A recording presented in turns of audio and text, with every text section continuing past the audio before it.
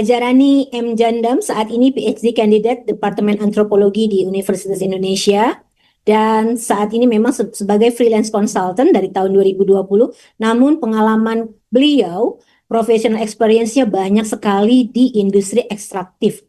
Dari mulai superintendent di Harita Group, kemudian juga menjadi banyak sekali nih ya, departemen head rata-rata di dunia CSR dan sustainability serta social performance. Dari mulai kemudian juga pernah di geothermal, Sorik Marapi Geothermal Power, dan kemudian juga terakhir di PT Nusa Halmahera Minerals sebagai manajer social performance. Dan di tahun 2019 beliau juga pernah menjadi professional expert di KPK. Dan beliau S2-nya memang sudah menjadi antropolog dan saat ini juga tetap mengembangkan di dunia antropologi. Baik Mbak Rani, ini luar biasa, mudah-mudahan kita bisa mengupas nanti apa yang kita harapkan, bagaimana karena Mbak Rani juga dari dunia korporasi sebelumnya, sehingga pasti mengetahui sekali bagaimana kewajiban korporasi terhadap hak-hak masyarakat adat dalam kerangka hukum dan kebijakan yang ada di Indonesia. Silakan. Ya, baik Mbak Peggy, makasih ya. Ini saya nggak tahu nih tiba-tiba saya unstable connection, tapi mudah-mudahan tetap bisa tersimak ya. Nanti saya akan share screen, tapi untuk apa supaya nggak mengganggu saya bicara, nanti saya akan video off sementara saya bicara gitu ya. Yang penting kan suara saya bukan muka saya kan ya Mbak. Yang penting pesan tersampaikan. Iya, mukanya nggak penting walaupun saya udah pakai lipstik tebel loh tadi tuh. Juga pada foto bersama nanti Mbak Rani. Oke. Oh, siap. Alright, saya coba dulu ya share screen di sini. Bisa nggak ya? Aduh, kenapa jadi gambarnya begini ya? Tunggu. Bentar. Wait. Entire screen, saya ke dokumen deh. Coba. Kok nggak mau ya dia ya? Sebentar ya. Ini saya gimana ya? Ininya kok saya nggak bisa ya? Coba deh. Bisa kami bantu juga dari sini kalau memang materinya sudah dikirimkan. Itu dia materinya. Saya tadi belum sempat kirim ke Mas ini ya. So, wait. Tunggu, ini kok dia nggak mau. Sebentar ya, saya stop screen dulu. Sebentar. Take your time. Iya. Nah, ini aneh banget. Kenapa tiba-tiba muncul gini? Deny. Bentar ya. Oke. Desktop. Kenapa nggak mau muncul juga? Allow Zoom Workplace to share your screen. Oke. Saya nggak tahu, biasanya nggak pernah ada begini.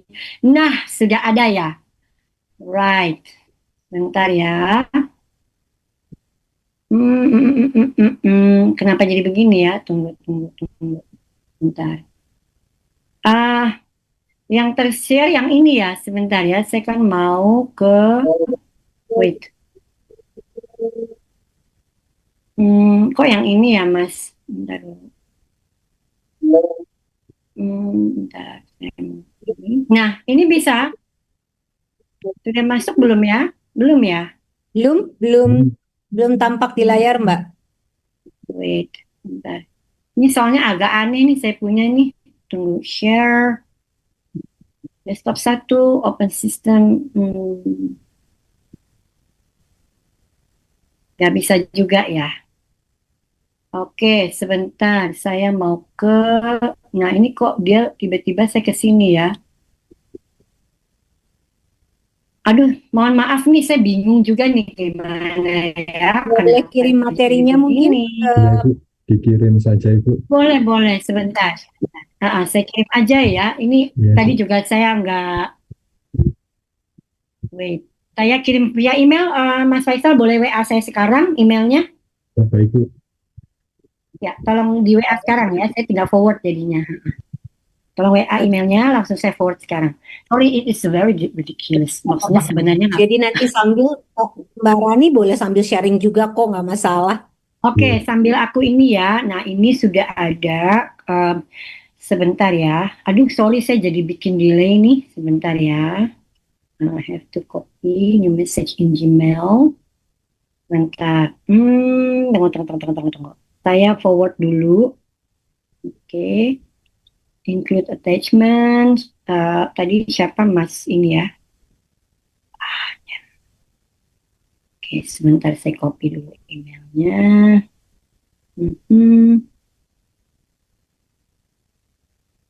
Oke, yes. Bentar lagi sending. Udah send. Ya, mungkin Mas Fajar bisa dicekin Mas, tolong. Mas Fauzi, tolong dicek. Iya. Sebentar, Sorry Bu. Mas Fauzi, maaf. Nggak Fauzi apa-apa. Fajar. Mbak Rani bisa Maaf saja ya, sharing Mas aja Fauzi. sambil nanti kami akan tampilkan. Oke, sambil ini ya. Oke, terima kasih sebelumnya. Sebenarnya ini yang mengundang awalnya kan Mas Aris dan Mas Jalal ya. Jadi mereka berdua itu adalah sahabat akrab saya di udah belasan tahun yang lalu. Nah, kemudian kami dengan jalannya masing-masing, tapi kami tidak merubah karakter pertemanan kami, yaitu suka berdebat. Jadi kami di posisi masing-masing, tapi pertemanan kami tuh udah berlangsung sangat lama dan tarik ulur gitu. Karena kebanyakan kalau saya di site, karena hidup saya selama ini lebih banyak di site, separuh dari pekerjaan saya ketimbang saya standby di Jakarta sebenarnya. Karena rumah saya kan di Jakarta. Nah, tapi memang beberapa tahun belakangan ini saya memutuskan untuk kayaknya kok gue bosen ya gitu. Maksudnya di lapangan bukan bosen sih, tapi banyak hal yang saya temukan di lapangan yang sebenarnya itu yang sebenarnya tuh menggelitik saya terus menerus gitu loh. Ini kayaknya apa yang saya kerjakan di lapangan ini pada saat itu saya merasa aduh kayaknya udah ultimate gitu ya. Sehingga saya merasa bahwa aduh kayaknya saya perlu belajar lagi gitu. Saya perlu banyak membuka wawasan saya, bukan saja berdasarkan apa yang saya alami, tapi yang terutama adalah bagaimana saya bisa belajar dari case-case tadi yang lain yang serupa dengan yang saya alami di lapangan. Jadi sedikit latar belakangnya sih itu ya. Nah, oke, lalu sudah Mas Faisal. Sudah bisa dibantu? Sudah. Oke, Ini silakan Mas Fauzi. sudah terlihat tuh ya, Sudah? share screen-nya. Mas Fauzi sudah bisa dibantu, Mas? Sudah. Ini sudah Oh, saya udah share terlihat screen. ya. Iya. Oke, sebentar ini saya nih. Nah, ini saya gedein dulu. Iya, berarti saya hanya diri saya dan ini saja ya. Alright. Oke, wait. Oke, baik. Bentar, ini kenapa tiba-tiba muncul? Oke. Baik, ini saya terpaksa harus sebentar. Mungkin ini karena oke. Mas Fajar, aku tuh nggak bisa lihat bagaimana aku menutup videoku, tapi aku bisa lihat bagaimana untuk ini untuk ini saya. Nah, iya. Halo, Mas Fajar. Halo. Halo. Mas Faisal. Iya, Ibu. Fauzi.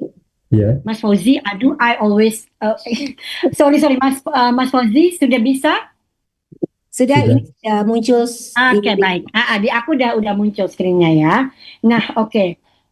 Saya sengaja untuk membuat judul ini sebenarnya enggak juga provokatif gitu ya, tapi sebenarnya lebih kepada membuka kesempatan kita untuk berdiskusi. Nah, saya mengambil judul Recognition on Indigenous People's Rights gitu. Terus apakah dia voluntary atau mandatory gitu ya? Nah, kalau sesuai pesan yang disampaikan kepada saya itu harusnya kan mandatory.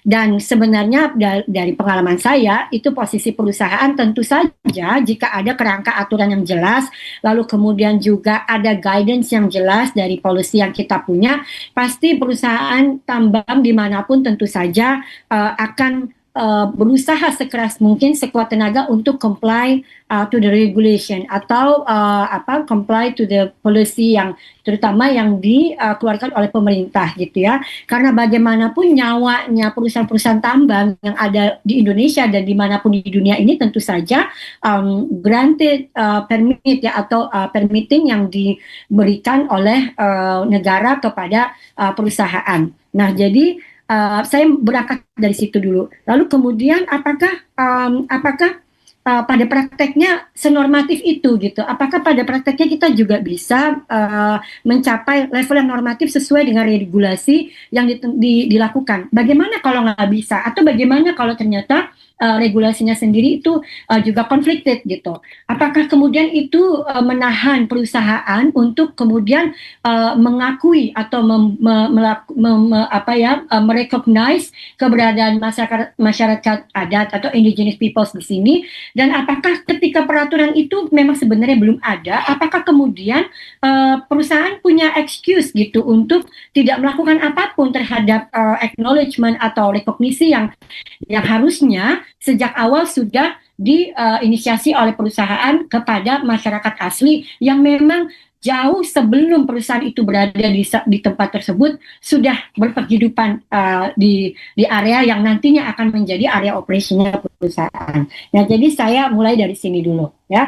Ini kalau ada foto di sini, itu foto waktu saya di penelitian di satu tempat di Malinau bersama orang-orang Dayak Kenyang Umalung, dan mereka juga punya punya story yang menarik banget gitu ya, terkait relasi community and corporate relations dynamic yang ada di desa mereka.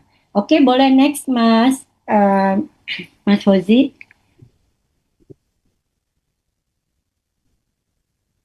Boleh next? Oke. Nah, jadi asumsi saya mungkin tidak semua yang audiens kita di sini pada hari ini adalah mereka yang berlatar belakang mining gitu ya, atau mungkin tidak semua yang ada di sini mengetahui tentang Indonesian context dalam hal ini, tentang Indonesia dalam hal ini terkait dengan indigenous peoples and mining context. Nah, kecuali ada beberapa teman tadi yang saya sempat lihat namanya, ada Bang Roy atau Bang Ibnu Solihin, ini juga teman seperjuangan saya waktu di tambang nikel di Maluku Utara ya, tahun 2010-2011 yang lalu, udah lama ya, 15 tahun yang lalu. Tapi kami paham sekali, jadi dan saya yakin juga teman-teman dari mining yang ada pernah di site operation atau sedang di site operation pasti juga sudah memahami, karena ini kayak jadi kayak jadi pengetahuan dasar kami lah ketika kita ada di perusahaan bergabung di perusahaan mining. Nah, jadi yang pertama kita harus pahami gitu ya, secara general, bahwa Indonesia ini jelas kepulauan yang dikenal sebagai negara kepulauan yang dihuni oleh penduduk asli. Bayangkan ada sekitar 1.340 etnis gitu ya. Lalu kemudian kita juga dikenal sebagai salah satu negara di dunia yang paling beragam etnisnya gitu.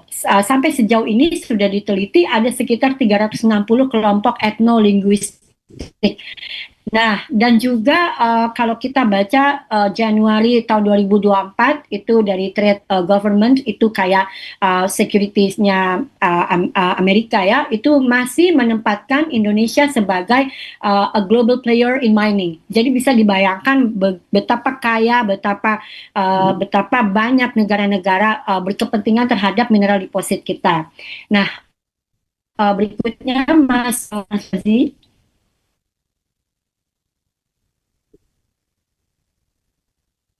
Bisa next slide.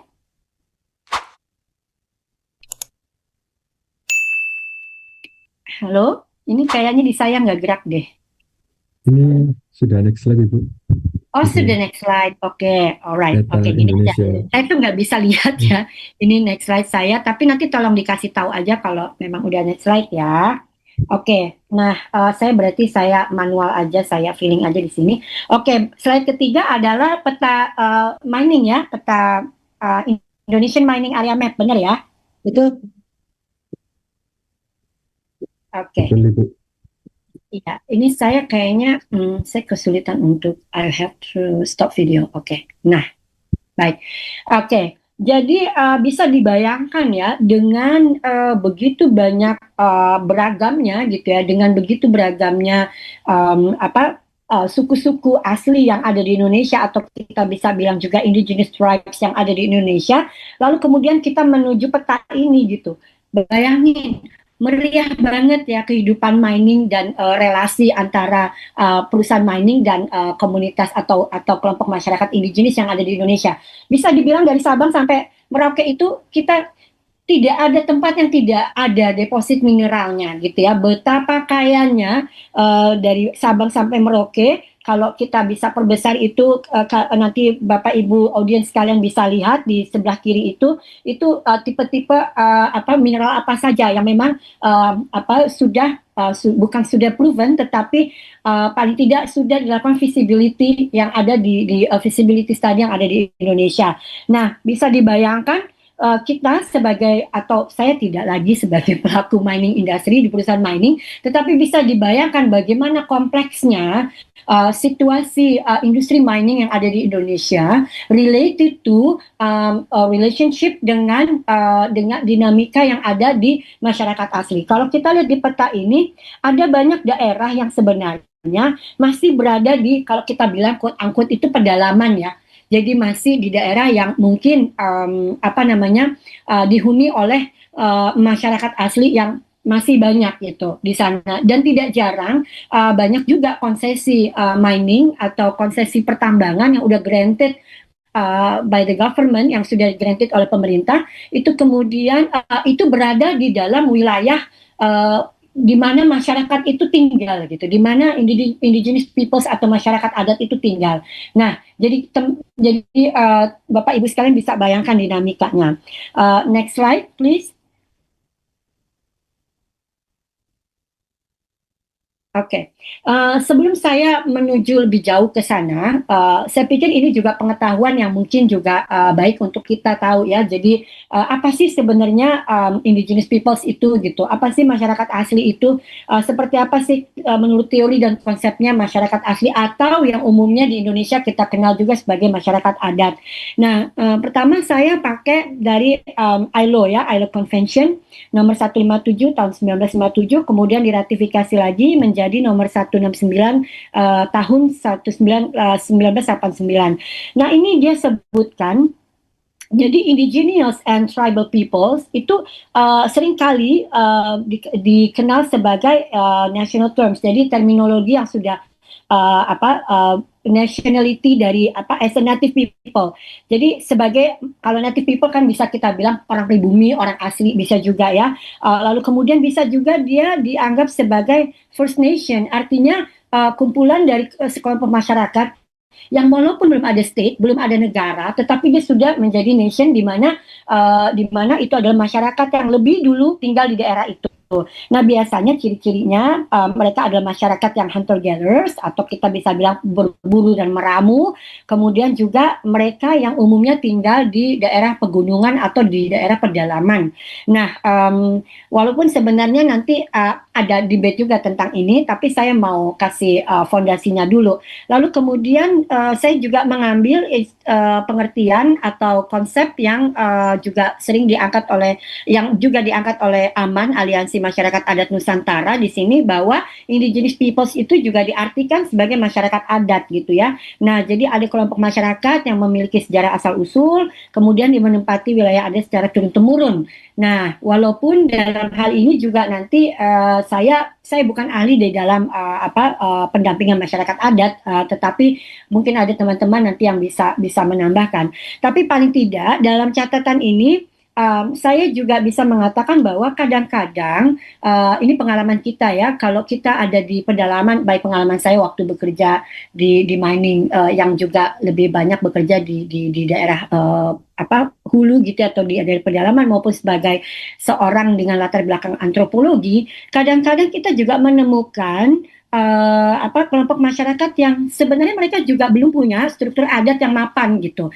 Nah, belum ada beberapa atribut yang memang tanda kutip distandarisasi sebagai masyarakat adat gitu ya. Nah, apakah kemudian mereka, kita nggak bisa bilang bahwa mereka masyarakat asli yang nggak punya hak? Nggak juga. Jadi saya tetap berprinsip bahwa terlepas apakah dia punya struktur adat, apakah dia memang sudah formally atau socially agreed, atau socially secara sosial ada konsensus bahwa ini wilayah adat kita, apakah ada atau tidak, itu bagi saya bukan menjadi isu gitu. Yang namanya hak masyarakat asli adalah mereka yang lebih dulu tinggal di tempat itu jauh sebelum pihak-pihak luar kemudian mengoccupy daerah itu. Nah, karena itu saya akan berangkat ke slide berikutnya. Ya, lebih tegasnya saya mengambil dari satu teori tentang indigenous yang ditulis oleh Sawyer dan Gomez tahun 2008. Nah, di sini mereka juga tidak terlalu dalam membicarakan customary atau mengenai adat customs atau customary people gitu ya. Tetapi secara teori indigenous itu adalah tribal community, masyarakat suku. Jadi mereka juga melakukan self claim. Jadi ada pengakuan terhadap dirinya. Misalnya saya orang Dayak. Nggak ada di dunia ini yang menggugat bahwa orang Dayak itu bukan orang asli Kalimantan. Pasti semua juga tahu bahwa orang Dayak itu indigenous peoples of Kalimantan gitu. Nah, tetapi pengakuan itu juga datangnya dari saya gitu. Karena bapak ibu saya adalah orang Dayak. Saya asli penduduk asli Kalimantan gitu ya. Lalu kemudian juga bisa juga di acknowledged by other. Artinya ketika ada kelompok di luar diri kita, oh iya Mbak Rani itu orang Dayak, oh pantesan dia orang asli Kalimantan. Nah, artinya ada pengakuan juga dari pihak luar kelompok kita. Dan juga kalau menurut Sawyer and Gomez itu proven by descent or born. Jadi kalau saya jelas saya orang asli gitu ya, saya indigenous peoples karena orang tua saya adalah dua-duanya orang Dayak gitu. Tetapi ini juga kemudian dalam antropologi kontemporer atau kajian kontemporer, kadang-kadang kita juga harus mempertanyakan, mengkritisi, is it gitu, apakah menjadi seorang Dayak itu harus proven by descent and born gitu. Tapi itu nanti diskusi yang berikutnya yang bakal lebih dalam lagi, yaitu tentang indigeneity politics. Saya untuk sesi yang ini saya nggak akan terlalu banyak mengarah ke situ. Tapi minimal kita udah punya pegangan dulu ya, siapa sih yang dilabeli atau siapa sih yang bisa menyandang label sebagai indigenous peoples atau masyarakat adat sebutan umum di Indonesia ini. Nah, lalu kemudian saya sendiri lebih ke menggunakan ya atau mengaplikasikan baik dalam teori maupun dalam pekerjaan saya apa yang sudah dirumuskan di ICMM, jadi International Council for Minerals and Mining. Nah, di situ di dalam salah satu paper mereka berjudul Practice Guide khusus mengenai Indigenous Peoples and Mining, itu membahas bahwa Indigenous Peoples itu juga artinya tidak terlalu kaku, artinya tidak pada apa ya atribut bahwa dia harus punya teritori adat secara fisik gitu ya, atau dia harus punya pemisahan antara kelompok suku A, B, C, D, E dan F dan lain sebagainya. Tetapi dia katakan begini, dia masih mengacu pada Sawyer and Gomez bahwa kelompok masyarakat ini terikat pada hubungan darah. Oke, kita setuju. Lalu kemudian ada juga yang menarik bahwa kelompok masyarakat ini sudah ada sebelum ada masa penjajahan, artinya sebelum ada pre-kolonial di manapun di belahan di dunia ini, mereka sudah eksis di situ. Lalu kemudian menurut ICMM juga bahkan lebih tajam lagi, ICMM yang jelas-jelas mewakili corporate mining dari seluruh dunia ya, yang memang bisa menjadi anggotanya dengan tentu saja seleksi yang sangat ketat. Mereka jelas-jelas mengatakan bahwa indigenous peoples ini adalah etnis minoritas yang termarginal. Artinya secara sadar mining operation atau mining industry juga memahami bahwa ada relasi kuasa yang timpang, ada yang termarginalkan dari kehadiran industri mining ini. Nah, jadi satu hal juga yang saya pikir ada benang merahnya adalah masyarakat awal yang menempati satu daerah berdasarkan penelusuran sejarah, dan juga sama-sama disepakati dari 3 konsep tadi ada self acknowledgement, artinya bahwa masyarakat adat atau indigenous peoples atau masyarakat asli, mereka juga secara sadar mengakui bahwa diri mereka adalah kelompok masyarakat tersebut gitu ya. Lalu kemudian berikutnya Mas Fauzi. Nah, kalau kita sudah memahami siapa sih masyarakat adat itu, siapa sih indigenous peoples itu gitu. Kalau kita penelitiannya seperti saya kan, penelitian saya memang lebih fokus ke anthropology in mining. Nah, di situ tuh saya ngobok-ngobok dari awal ini kata itu, lalu kemudian studi kasus di sini, studi kasus di situ, dan kita menemukan satu benang merah gitu ya, bahwa ada satu kemiripan gitu loh. Bagaimana masyarakat indigenous peoples ini atau masyarakat adat atau masyarakat asli ini pertama-tama bagaimana respon mereka terhadap kehadiran industri ekstraktif, di mana mereka ini bisa saja ratusan tahun mungkin atau bertahun-tahun sebelumnya sudah ada di situ sebelum mineral itu diekstrak di rumah mereka, ya, di rumah di tempat mereka. Nah, jadi saya di sini langsung masuk kepada bagaimana awalnya friksi itu terjadi antara the existed indigenous peoples atau orang-orang asli yang sudah eksis di wilayah itu dengan kehadiran industri tambang. Ternyata kita menemukan gitu ya, dan ini juga saya menemukan bukan hanya teori tapi juga dari pengalaman bekerja saya maupun dari pengalaman riset saya sebelumnya, bahwa menurut indigenous peoples gitu, bagaimana mereka memaknai gitu ya, memaknai nilai dan kepemilikan terhadap tanah mereka. Bagi kelompok masyarakat adat atau indigenous peoples, mereka bilang begini, tanah itu is not just a material, itu bukan cuma materi aja, bukan cuma barang, tetapi di tanah itulah kami bisa terkoneksi dengan manusia dan leluhur kami, gitu kan. Dan kami percaya bahwa tanah yang menjadi rumah kami itu adalah sumber kehidupan yang gak ada habisnya buat kami. Terus ngapain lu dateng gitu? Nah itu bahasa gaulnya gitu ya kalau kita ada di posisi indigenous peoples. Nah lalu kemudian sementara di mining investor bilang begini, penanaman pemodal industri tambang, dia melihat lahan itu atau dia melihat tanah itu justru adalah satu ruang yang luas sekali untuk dia eksplorasi dan untuk dia eksploitasi. Dan kemudian kok sayang amat ya ruang ini diginiin begitu aja gitu, kayak tanda kutip kok dibiarin aja. Padahal kita bisa gali sesuatu yang menjadi lebih produktif, kemudian kita bisa eksploitasi dan produksi sehingga membawa keuntungan tidak hanya bagi saya tetapi juga bagi orang-orang yang ada di sini. Nah itu pikirannya perusahaan dan lebih parah lagi kalau saya tegaskan bahwa pandangan terakhir ini memang pandangan yang sangat kolonial dan saya tidak setuju, dan memang akhir-akhir ini pandangan ini udah nggak laku lagi gitu ya. Jadi kalau dari mining investor itu melihat the affected community yang adalah indigenous, khususnya indigenous people ini kayak orang nggak beradab gitu loh, atau kurang civilized gitu, sehingga mereka percaya bahwa dengan adanya tambang di daerah sini maka kita bisa memperadabkan atau kita bisa membantu civilizing the community. Nah ini kan sebenarnya kalau dari antropologi ini jahat banget ya pandangan begini gitu ya, karena masyarakat itu dia punya knowledge-nya sendiri, dia punya wisdom-nya sendiri, dia punya dia punya geniusness-nya sendiri gitu. Nah, tetapi dalam konteks mining industry ya mau nggak mau kayak gini nih yang dulu kita hadapi. Nah, kita bisa lihat lebih jelasnya, nonton deh. Saya sarankan kalau teman-teman penasaran nonton lagi deh Avatar.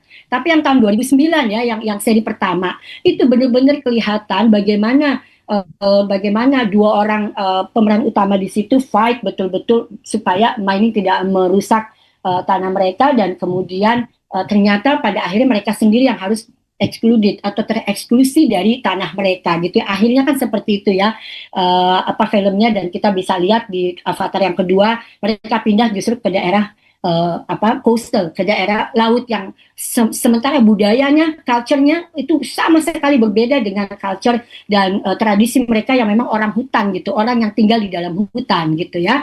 Nah, jadi di film itu jelas sekali kita lihat bagaimana perbedaan yang sangat tajam antara indigenous peoples dan juga mining industry. Lalu kemudian berikutnya Mas Fauzi. Waktunya Oke, maksimal 5 menit ya Mbak Rani.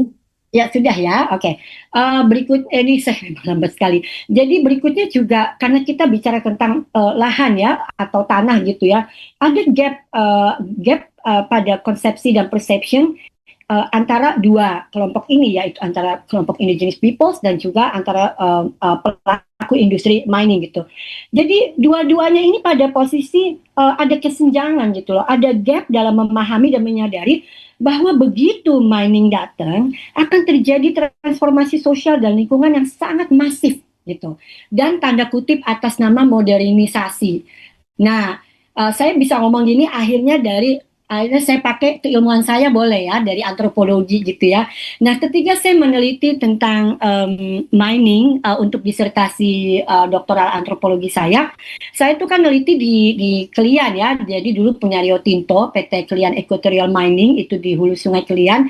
Nah, bagaimana sebelum ada eksplorasi yang waktu itu dilakukan oleh Rio Tinto, TPK belum ada, itu masyarakat itu kalau kita bisa bilang it was segmentary people. Jadi masyarakat segmentary, jadi masyarakat tipe sederhana ya. Jadi mereka adalah masyarakat yang sebagian besar berburu dan melamu, dan mereka juga ada yang punya kebun gitu, dan sebagian mereka juga pedulang tradisional gitu.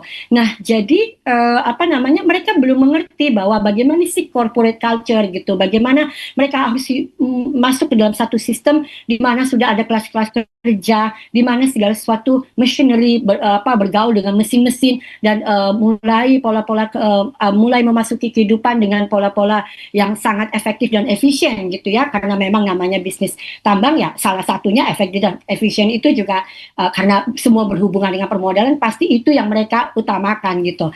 Nah, jadi kalau kita lihat juga masyarakat yang tipe sederhana ini nggak sadar gitu, gila ya, di depan mata nih bentar lagi hidup saya berubah gitu. Nah, sementara pelaku industri juga dengan semua power yang dia punya, dia merasa bahwa oke, yang penting saya sudah mengantongi izin negara, mau gimana masyarakat adat di sana atau indigenous peoples yang di sana, yang penting in a legal, dalam konteks legal framework, saya sudah dapat gitu, granted permitting dari negara gitu. Nah, ini yang juga seringkali menjadi masalah gitu ya, kesenjangan yang sebenarnya tidak melalui proses yang dijalani dengan hati-hati. Nah, tiba-tiba aja, waduh, kok begini gitu. Ada gegar budaya sudah pasti. Belum kita bicara terkait dengan, nanti kalau mau ngelamar di mining ada spesifikasi tertentu, saya bisanya cuma bertani, itu saya ngapain ya? Akhirnya kelompok-kelompok ini kembali juga mengalami eksklusi yang kesekian kali setelah mining concession mulai dibuka di daerah itu.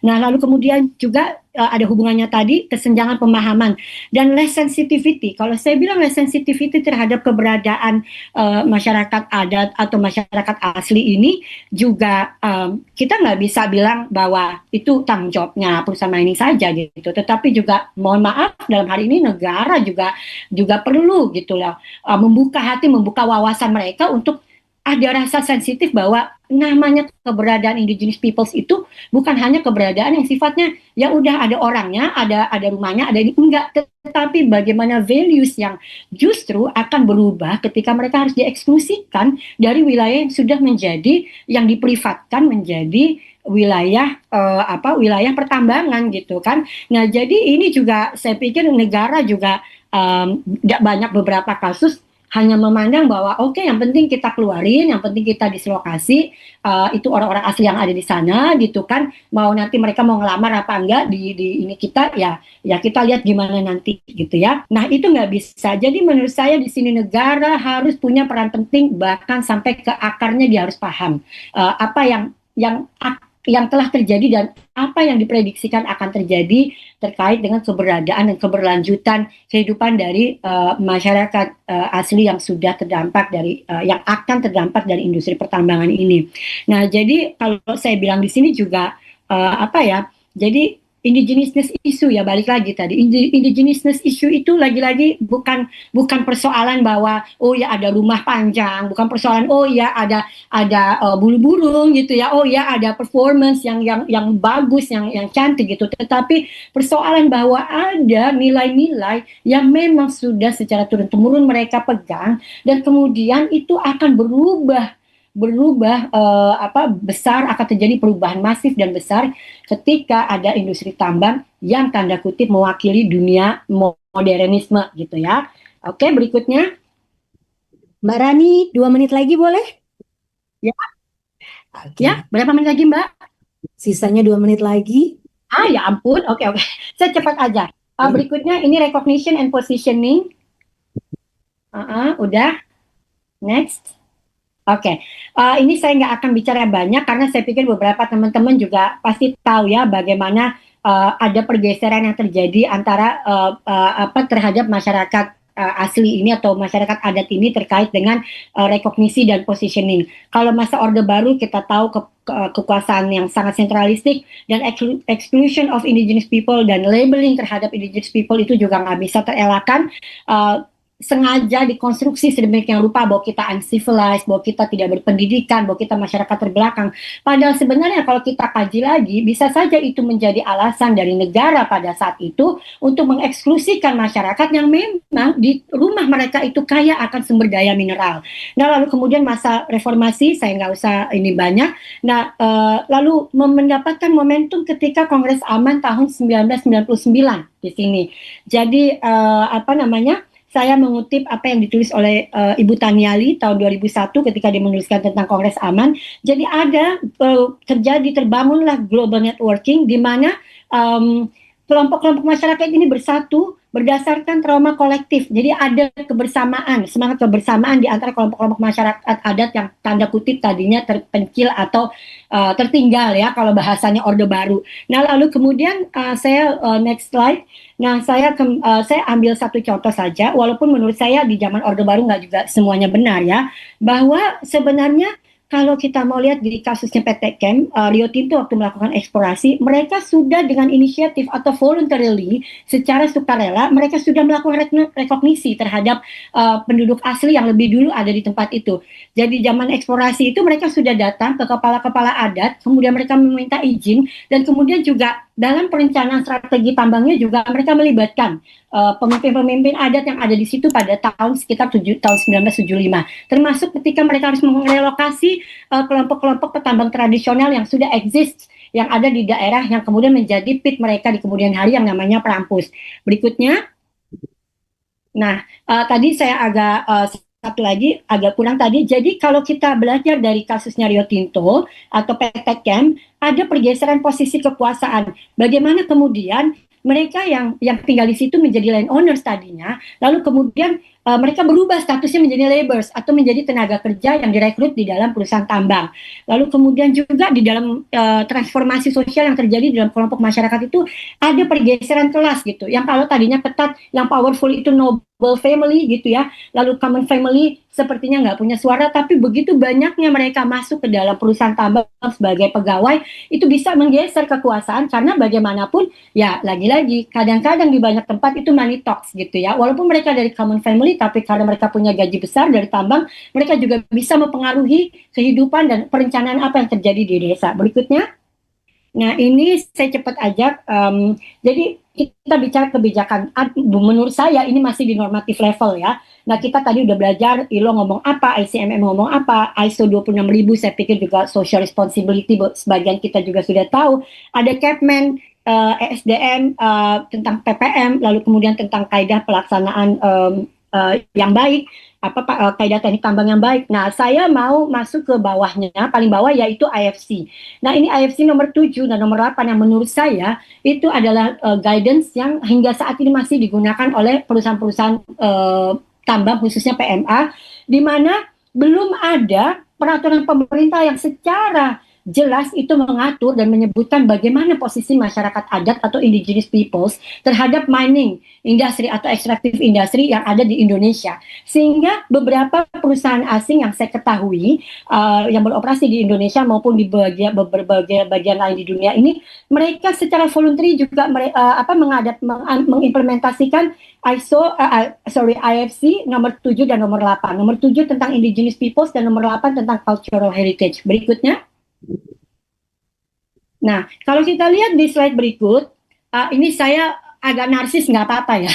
Nanti saya dibilang ini ya mengawang-awang. Tapi ini yang saya temukan tahun 2017, saya dikirim oleh anak perusahaan saya waktu itu untuk studi lapangan atau kunjungan lapangan ke Papua New Guinea di Lihir, di Pulau Lihir. Itu satu pulau isinya emas semua gitu ya di Papua New Guinea. Nah, saya juga berpikir waktu itu, wah hebat banget ya mereka mengelola tambangnya dan bagaimana kemudian mereka put their respect gitu ya, highly respect on the existence of the indigenous community gitu. Jadi saya lihat bagaimana mungkin kalau teman-teman lihat ya yang gambar aku yang narsis itu adalah dipagerin itu namanya